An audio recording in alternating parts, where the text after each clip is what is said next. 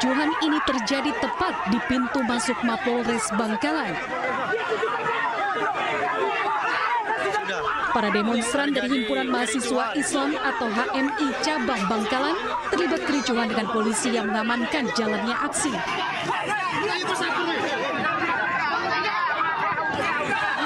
Insiden berawal saat para mahasiswa ini mendesak masuk ke halaman Polres karena tak kunjung ditemui pihak kepolisian.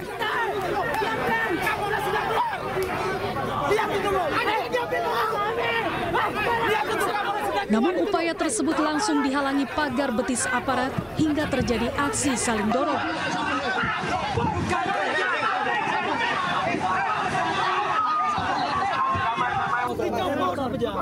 Akibat tindakan tegas aparat, 3 orang mahasiswa terluka dan pingsan.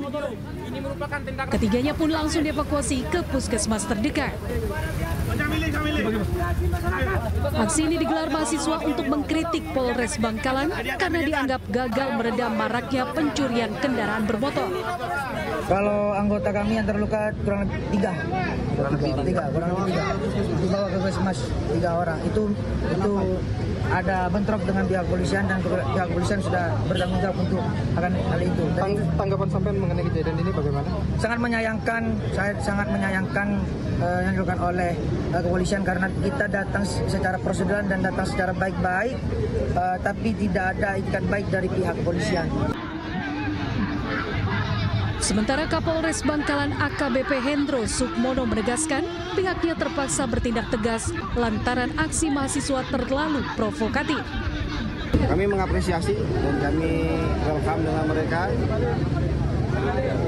Kami sudah menyiapkan pengamanan dengan rapi, namun karena dari mereka mungkin tadi mendorong masuk, sehingga mekanisme kami jalankan. Tetap salah anggota kami kalau kemudian melepaskan. Polres Bangkalan berharap semua elemen masyarakat termasuk mahasiswa bisa mendukung kinerja polisi terkait pengungkapan kasus kejahatan yang terjadi, terutama masalah pencurian kendaraan bermotor.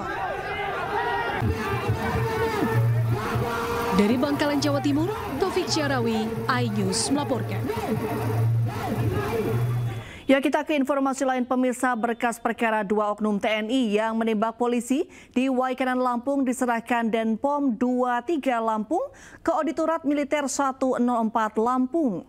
Berkas tersebut telah dinyatakan lengkap dan siap disidangkan.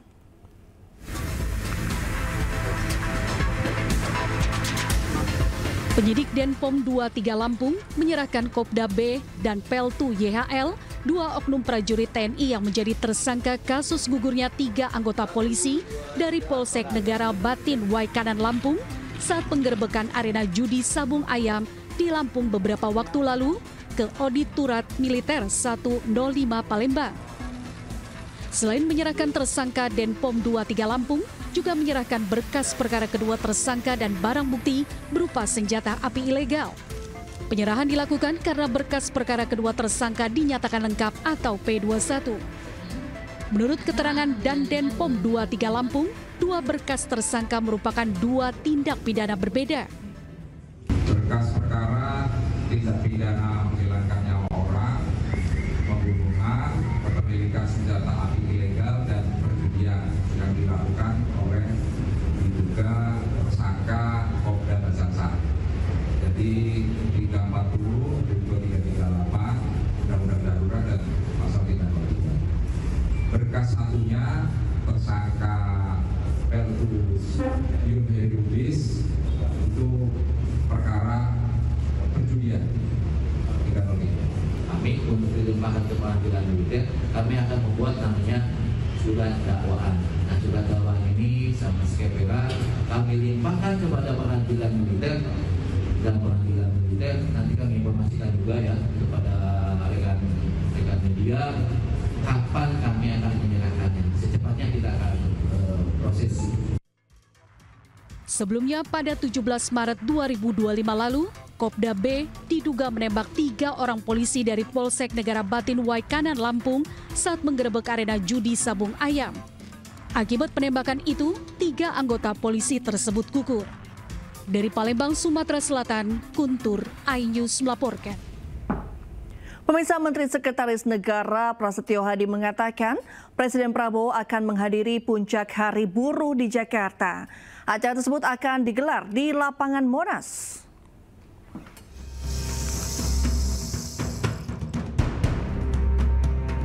Presiden Prabowo Subianto akan menghadiri perayaan Hari Buruh Sedunia atau May Day pada 1 Mei besok. Menteri Sekretaris Negara Prasetyo Hadi mengatakan keputusan Presiden Prabowo itu dilakukan setelah Serikat Buruh mengirim undangan untuk menghadiri acara buruh.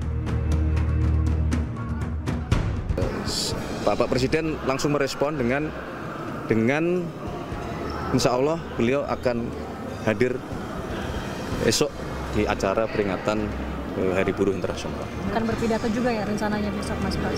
Ya pastilah, nanti minta memberi. Akan didampingi dengan Wapres juga nggak?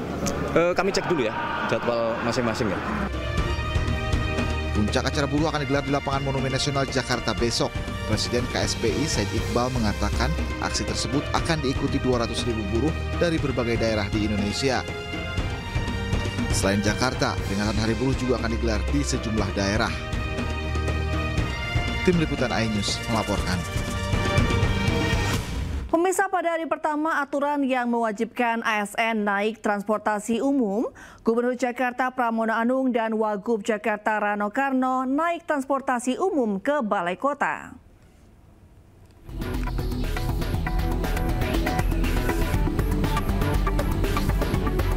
Gubernur Jakarta Pramono Anung resmi mengeluarkan aturan terkait penggunaan angkutan umum untuk para pegawai di Pemprov Jakarta setiap hari Rabu. Aturan yang dituangkan dalam instruksi Gubernur DKI Jakarta nomor 6 tahun 2025 ini diberlakukan terhadap 65.000 ASN Pemprov Jakarta tak terkecuali.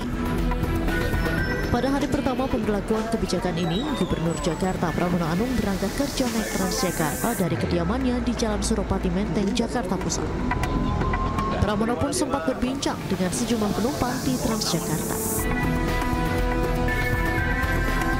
Hari ini adalah instruksi gubernur untuk semua ASN yang jumlahnya 65.000. ASN ini jumlahnya 65.000, 45.000 ASN, sisanya adalah P3K, mereka semua diwajibkan untuk naik transportasi publik karena tidak lagi disiapkan sarana transportasi oleh pemerintah Jakarta.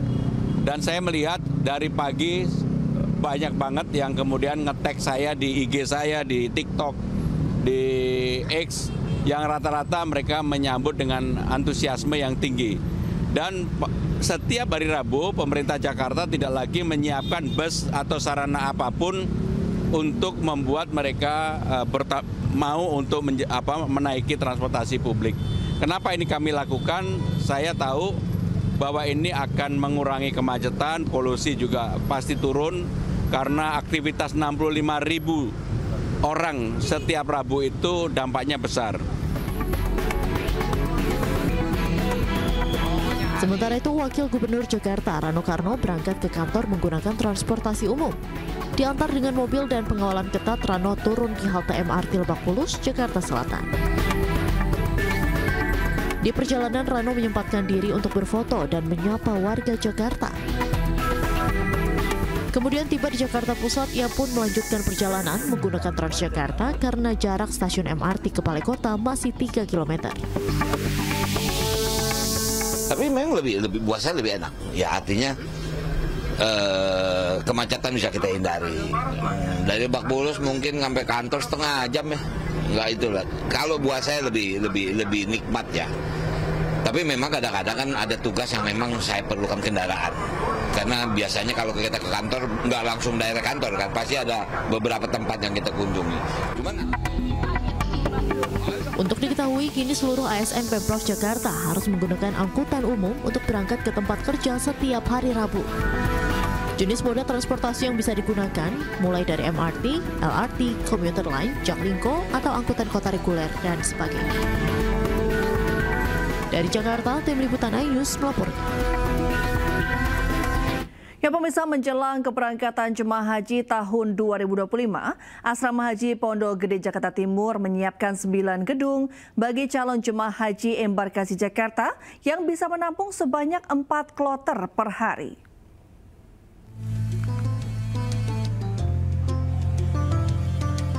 Panitia penyelenggara ibadah haji embarkasi Jakarta menyiapkan fasilitas asrama haji Pondok Gede Jakarta Timur bagi jemaah haji yang akan berangkat pada tahun 2025.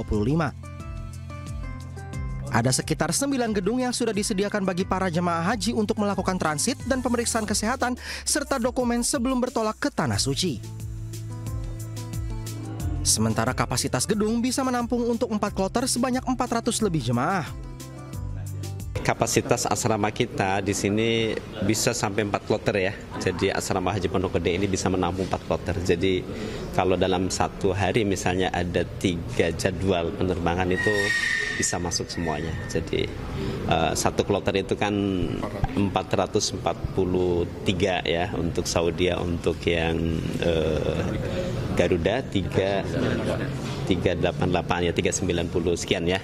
Jadi insya Allah untuk kapasitas di sini asrama haji Pondok Gede bisa menampung sampai 4 kloter. Kloter pertama jemaah haji tahun 2025 akan mulai ditempatkan di asrama haji Pondok Gede Jakarta pada tanggal 1 Mei untuk kemudian diterbangkan ke Arab Saudi pada tanggal 2 Mei. Dari Jakarta, Hamzah Hasibuan, Aris Setiawan, iNews melaporkan. Pemerintah Arab Saudi membuat aturan ketat untuk pelaksanaan haji tahun ini.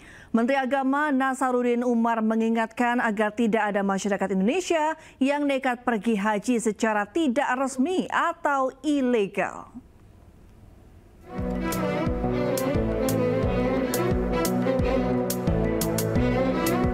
Menteri Agama Nasaruddin Umar meminta umat muslim Indonesia tidak nekat memaksakan diri pergi haji ke Arab Saudi tanpa visa haji atau visa resmi.